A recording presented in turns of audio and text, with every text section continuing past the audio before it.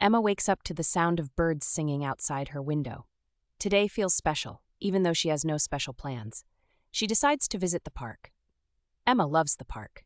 It's a place where she feels happy and calm.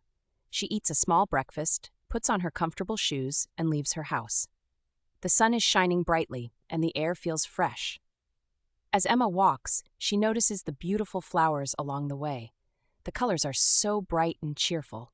She smiles. The park is not far from her home. Emma likes this short walk. It gives her time to think and enjoy the day. When she arrives at the park, she sees many people. Some are running, others are sitting on benches, and some are playing with their children. Emma decides to walk on the path that goes around the big pond. The water in the pond is clear. Ducks are swimming, and children are feeding them bread. Emma watches the ducks for a while. They seem so peaceful as they glide across the water. Emma continues her walk and sees a small dog running in her direction. The dog stops and looks at her with big, friendly eyes. Emma bends down to pet the dog. He wags his tail happily. She laughs and feels a warm connection with this little creature. The dog's owner, a kind old man, walks up and smiles at Emma. His name is Max, the man says. Emma introduces herself and learns that they come to the park every day.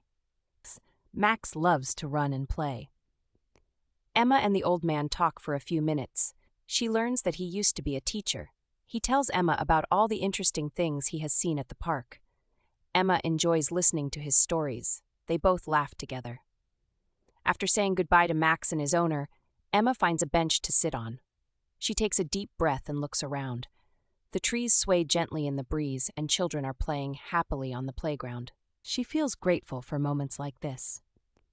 Emma reaches into her bag and takes out a small book. She loves reading. Today she reads a few pages while enjoying the sounds of the park. The gentle rustling of leaves and distant laughter fill the air. As the sun begins to set, Emma decides it's time to go home.